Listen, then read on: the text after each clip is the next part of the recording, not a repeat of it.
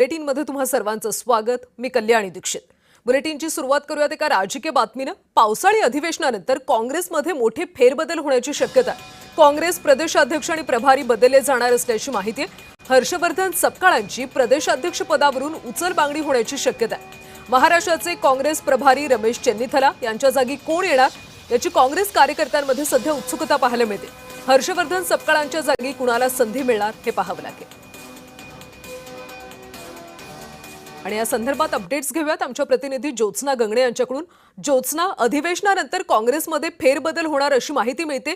नेमक्या सध्या प्रदेशाध्यक्ष आणि प्रभारी पदासाठी कोणत्या नावांची चर्चा सुरू आहे? कल्याणी अगदी बरोबर आहे। आपण बघतो की काँग्रेसमध्ये जे आहे ते महानगरपालिकांच्या आणि स्थानिक स्वराज्य संस्थेच्या निवडणुकांनंतर जे आहे ते एकूणच काँग्रेसच्या अंतर्गत सुद्धा वाद पाहायला मिळाले होते। यशोमती ठाकूर असो, विजय वडेट्टीवार असो, नाना पटेल असो, यांनी जे आहे ते दिल्ली हायकमांड काँग्रेस जे आहे त्यांना यांची हर्षवर्धन सपकाळ यांची तक्रार केली होती की हर्षवर्धन सपकाळ यांनी स्थानिक स्वराज्य संस्थेच्या निवडणुकीमध्ये जे आहे ते इतर नेत्यांना, वरिष्ठ नेत्यांना न विचारात घेता त्यांनी तिकीट वाटप केल्याचा आरोप जो आहे आणि तक्रार जी आहे ती या महाराष्ट्र काँग्रेसच्या वरिष्ठ नेत्यांनी केली होती। त्यामुळे लवकरच आता अधिवेशनानंतर महाराष्ट्र काँग्रेसमध्ये बदल होण्याची शक्यता आहे। आणि दुसरीकडे रमेश चेन्नीथला जे प्रभारी होते महाराष्ट्राचे, ते सुद्धा तामिळनाडूच्या निवडणुकीनंतर जे आहेत त्यांना तिथे पद मिळाल्यानंतर आता प्रभारी सुद्धा, महाराष्ट्र काँग्रेसचे प्रभारी सुद्धा बदलणार आहेत आणि त्याचबरोबर महाराष्ट्र काँग्रेसचे जे प्रदेशाध्यक्ष ते सुद्धा बदलणार आहेत। याच्यामध्ये चर्चेमध्ये सर्वाधिक नावं जी आहेत बाळासाहेब थोरात, त्याचबरोबर त्यांचे माजी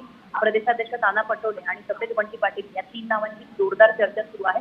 कारण विजय वडेट्टीवार जे आहेत ते सध्या विधानसभेचे विधिमंडळ गटनेते असल्यामुळे विजय वडेट्टीवार यांना दुसऱ्यांदा म्हणजे त्यांना हा भार सोपवण्यापेक्षा ही प्रदेशाध्यक्ष जबाबदारी देण्यापेक्षा बाळासाहेब थोरात यांना काँग्रेसचे म्हणजे महाराष्ट्र काँग्रेसचे सर्वात वरिष्ठ नेते म्हणता येईल। आणि त्याचबरोबर दुसरीकडे नाव जे आहे ते पृथ्वीराज चव्हाण यांचं सुद्धा आहे।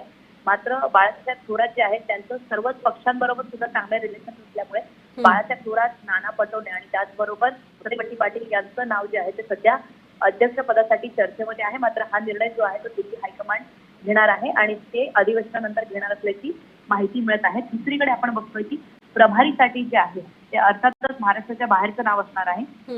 त्यामुळे पुन्हा एकदा कोणत्या तरी दक्षिण भारतीय नेत्याच्या नावाची चर्चा जी आहे ते महाराष्ट्राचा प्रभारी म्हणून घोषित करण्याची शक्यता आहे। ज्या अशा प्रभारींना घोषित करतील ज्यांना महाराष्ट्र आणि महाराष्ट्रातले महाराष्ट्र काँग्रेसचे नेते आणि त्याचबरोबर आपल्या सर्वांना माहिती आहे की महाविकास आघाडीमधले जे वरिष्ठ नेते आहेत त्यांची ज्यांच्याशी चांगली ओळख असेल, त्यांच्याशी चांगलं कोऑर्डिनेट असेल, समन्वय असेल, अशा नेत्याला प्रभारी म्हणून निवडण्याची ज्योत्स्ना, त्यामुळे दिल्ली हायकमांड कडून काय निर्णय घेतले जातात, प्रदेशाध्यक्ष आणि प्रभारी पदावर कुणाची नियुक्ती होते हे पाहणं महत्त्वाचं आहे। धन्यवाद माहितीसाठी। भाजपचे मंत्री आणि आमदार सभागृहात वारंवार गैरहजर राहत आहेत। भाजपा प्रदेशाध्यक्ष रवींद्र